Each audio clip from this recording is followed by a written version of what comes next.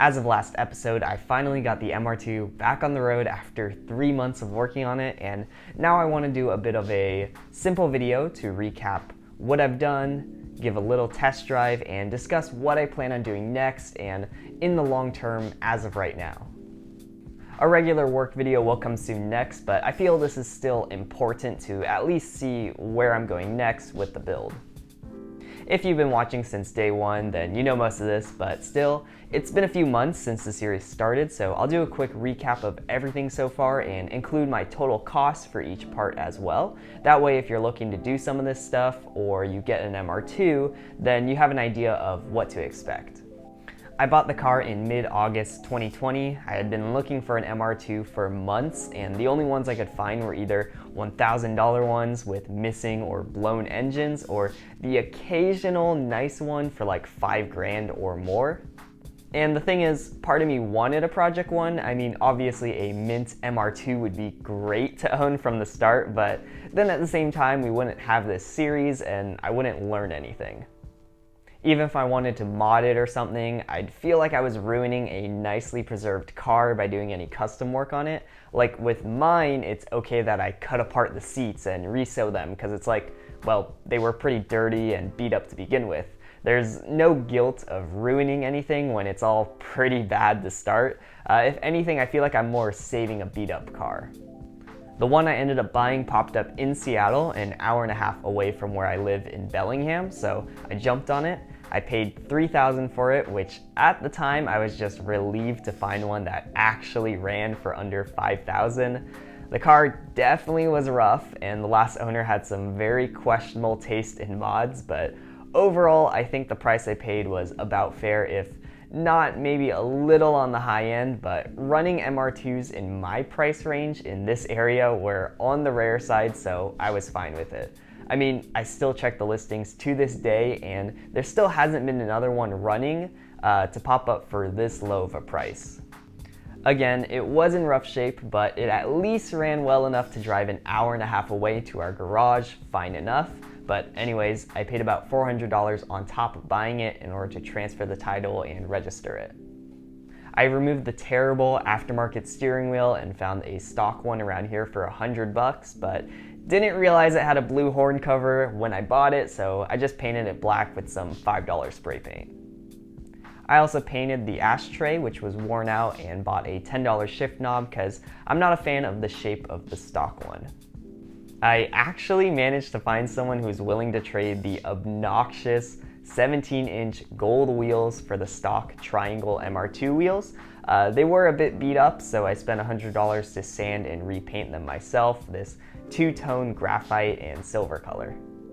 I had to buy new tires as well, which cost me $400. Even if I had kept the old wheels, I still would have had to buy new tires anyways. I also painted the lettering on the tires for $10 and bought new lug nuts to match the paint for $30. Small touches, but add a lot. Another big cosmetic thing I did was reupholster the stock seats myself. I took them apart, cut up the pieces, traced new vinyl ones, and hand sewed them back together. I was going to machine sew them originally, but the one I borrowed wasn't strong enough to handle it, so it truly took forever to finish. All the new foam and vinyl cost me about $140 total for the two seats, but I also spent another $25 on patches to add some extra flair. Overall, I'm really happy with the seats. I think they look great and match the car well. I also reupholstered the old sun visors, which I did before the seats as a little test. It cost me $10 for both, and I even got a little pin for it. Again, I did these before the seats, so I do think I could do a better job if I gave it another shot though. The stereo was surprisingly the original one, but didn't work, so I swapped it with another stock stereo from a Toyota Tacoma.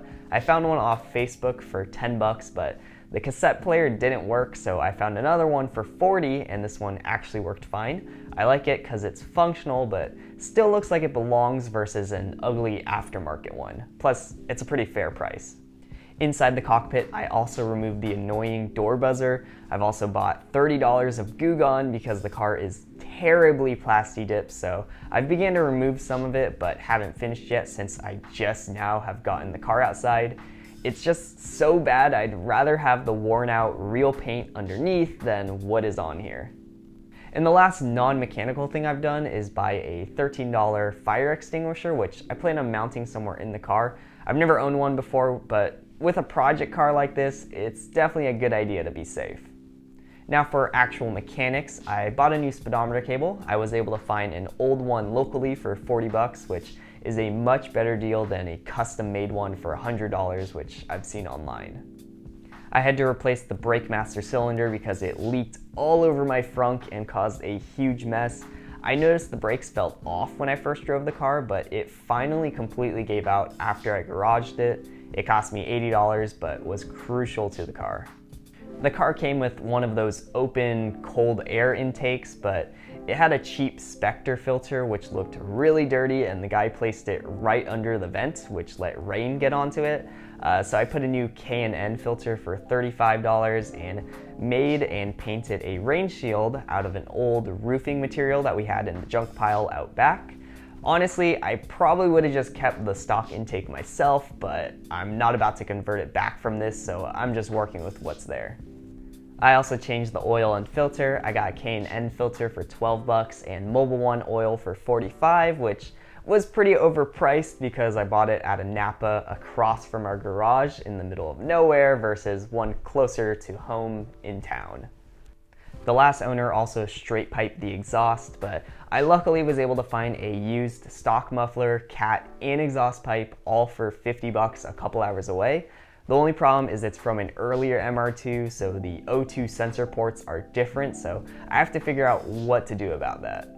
The last owner also annoyingly didn't put the muffler hangers back on, so I had to order replacements for $60.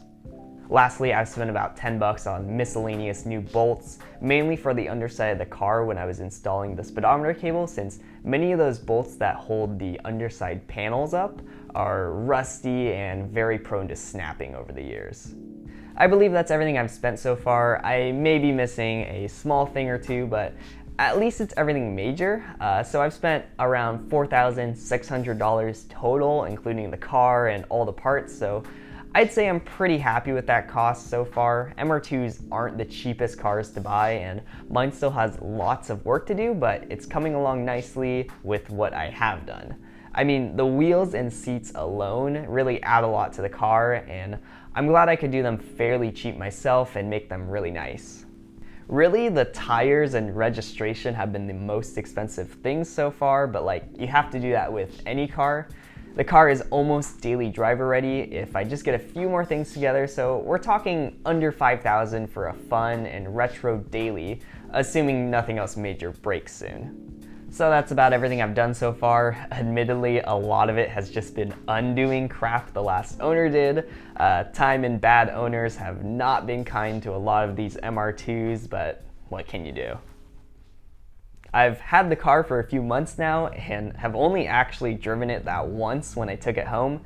After all that, I was able to get the car back on the road for a bit of a test drive and give my new impressions on it. It won't be anything super detailed, but more just how I feel about it and notes of stuff that needs to be worked on now that I have a chance to drive it. I remember when I drove the car home that first time, I was happy to finally have my dream car, an MR2, but deep down, I was honestly really disappointed. The car felt terrible, looked terrible, and just felt like I was driving someone else's crappy beater rather than something I thought was my dream car. I was seriously questioning if I had made the right choice or not. But I can safely say I have completely changed my mind on the matter on my second test drive. And this is how I always pictured the car to feel when I first got it. First off, the new wheels feel infinitely better. The old 17-inch ones not only looked ridiculous, but were way too big for the car, so any bump or even turning too hard would cause rubbing. Plus, they just gave the car a heavier feeling than they should have. This is the complete opposite now. The MR2 feels so quick and agile when it comes to any sort of turning. I know it's because of the mid-engine design and lightweight, but it's really unlike any other car I've driven before. I will say the suspension is definitely softer than it should be though. I mean, it makes sense given the age of the car, so it'll have to be redone at some point, but it'll do for now. Speaking of steering, you can see I wasn't too far off from lining the new steering wheel up to be centered, but still I'm a few degrees off, but no big deal and easy to fix later though. The brakes also feel much better now. When I first drove it, they fluctuated from firm to soft randomly, which was very concerning. I originally thought it just needed a brake bleed, but I'm just glad the master cylinder survived long enough until after I parked it. Either way, much firmer and consistent now. The clutch pedal, however, is still a bit off. It was like this when I first got it, and I just haven't fixed it yet, but it grabs really close to the floor. I think it just needs to be adjusted though. It works fine enough for now, but I'll definitely put it on the list of things to take care of soon. One thing I do notice is the heat gauge seems to be on the cold side. It only moves a tiny bit and stays in the cold area. Heat is coming through my vents, which means coolant is flowing, but it's only slightly warm. So I think my thermostat, which activates the cooling system, is stuck open and won't let the car warm up properly, or the temperature sensor might just be off. On the topic of gauges, the gauge lights seem to be out. If you actually hit the dash, they will come on for a bit. So my best guess is some wire got a bit loose when I put the dash back together. I don't know if it was always like this or not though.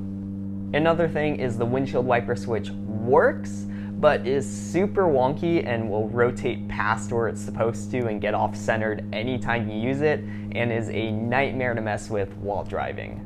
Besides those weird things, the car is a true joy to drive so far, and really the main thing that is preventing me from really testing the car harder is the straight piped exhaust. It's simply just way too loud for me. You'll notice I'm short shifting every gear because I just can't bring myself to rev higher than 3,000 RPM, which isn't even half the rev range. It's seriously just deafening to my ears. I can't stand it, so I'll have to do another test drive once I get it taken care of. So that's about all I can really say about my quick little test drive around town for now, but let's take some time to talk about my future plans for the car. In the end, I want a fully restored MR2 with a rebuilt engine, new paint, and all that, but that's a long-term goal, so I have a few phases planned out right now. And with all the work I've done so far, and I have still to do, I've really come and discovered exactly what I want this car to be and represent. I want this MR2 to be as nice as possible. It may be a beater right now, but I would like it to be this beautiful, restored daily driver someday. But I don't want that to mean I just dump money into the car at every step.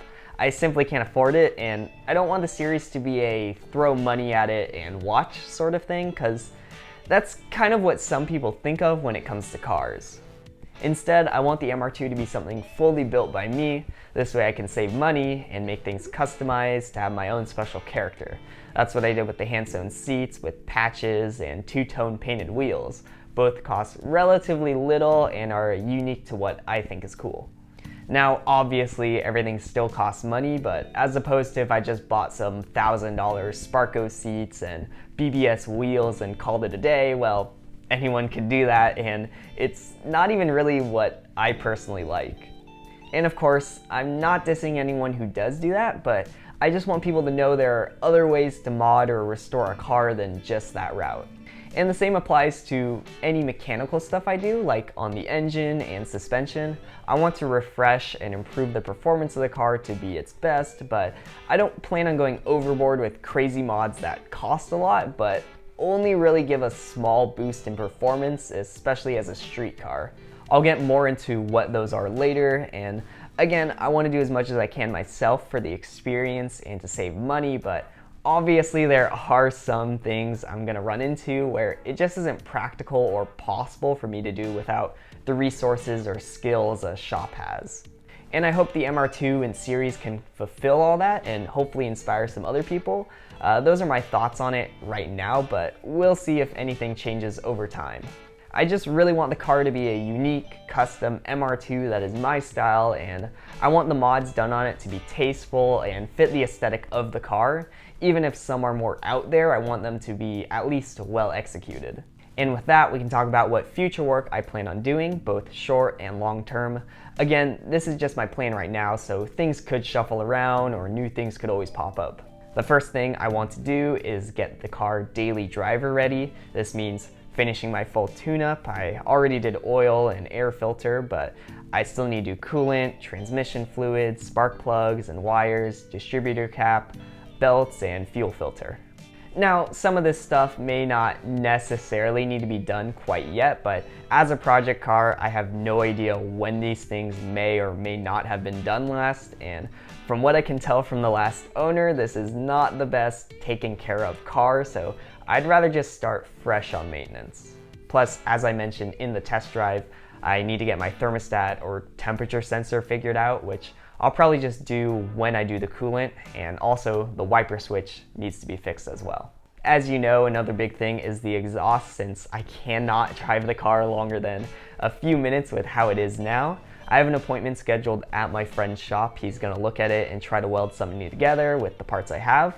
I try to do it myself, but I have no experience welding, admittedly, and would like to practice on something else first.